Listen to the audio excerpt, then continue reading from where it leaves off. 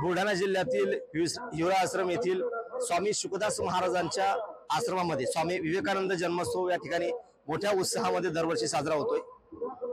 यावर्षी सुद्धा या ठिकाणी जन्मोत्सव मोठ्या उत्साहात साजरा होत आहे आणि या महोत्सवाची सांगता आज या ठिकाणी महाप्रसादाने होत असते। आपल्यासोबत स्वतः गजानन शास्त्री महाराज आहेत। महाराज काय सांगाल, दरवर्षी या ठिकाणी महापंक्तीने या महोत्सवाची सांगता होते, काय वैशिष्ट्य आहे महापंक्तीचं? विश्ववरेण्य श्रीमंत स्वामी विवेकानंदांचा हा जन्मोत्सव सोहळा आणि सच्चिदानंद सद्गुरू स्वामी शुकदास माऊली यांनी स्थापन केलेल्या विवेकानंद आश्रमामध्ये 1965 पासून हा सोहळा सुरू आहे। गर्दी वाढत वाढत वाढत आता ही 2 लाखाच्या वर भाविकांची गर्दी आहे। हा जिकडे तिकडे उत्साह आपण बघत आहात तर 151 क्विंटल गव्हाच्या पिठाची पुरी आणि 101 क्विंटल वांग्याची भाजी अशा प्रकारचा हा महाप्रसाद आहे।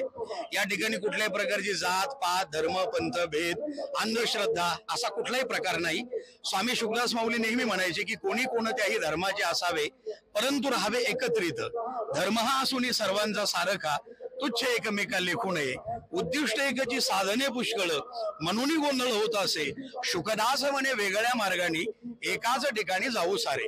म्हणजे सर्वांनी या ठिकाणी या, कुठल्याही जातीचा पातीचा धर्माचा असो, मानवता नावाचा जो धर्म विवेकानंदांचा जो विचार आहे, खेड्यापाड्यांमध्ये स्वामी विवेकानंदांचा विचार अगदी जनसामान्यपर्यंत पोहोचवणारे सच्चिदानंद सद्गुरू स्वामी शुकदास माऊली आहेत। हा सगळा 150 एकराचा जो परिसर आपण बघता आहात, यामध्ये शैक्षणिक संकुल आहेत, कॉलेज आहेत, गोरगरिबांच्या मुलांना शिक्षण आहे, इकडे शिवउद्यान आहे, हरिहर तीर्थ आणि मिनी कन्याकुमारी ज्याला म्हणतात ते विवेकानंद स्मारक जे बेट आहे त्याच्यामध्ये बोटिंगची व्यवस्था आहे, 6 एकराचं बेट आहे।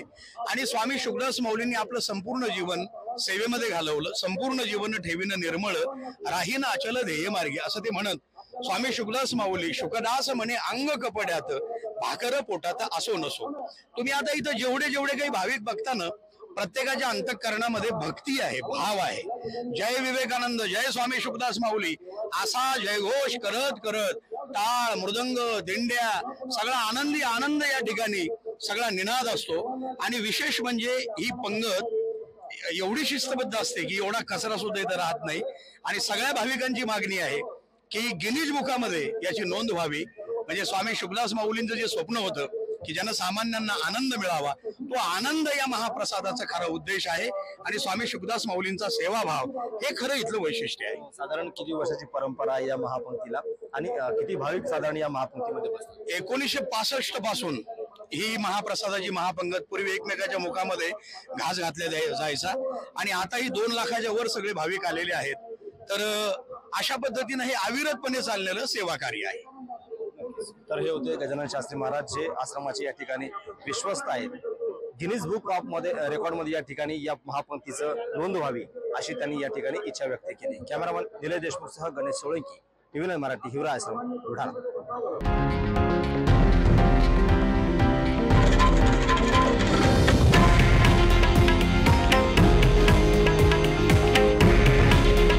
हे आहे देशातील नंबर 1 न्यूज नेटवर्क आणि आपण पाहत आहात TV9 मराठी।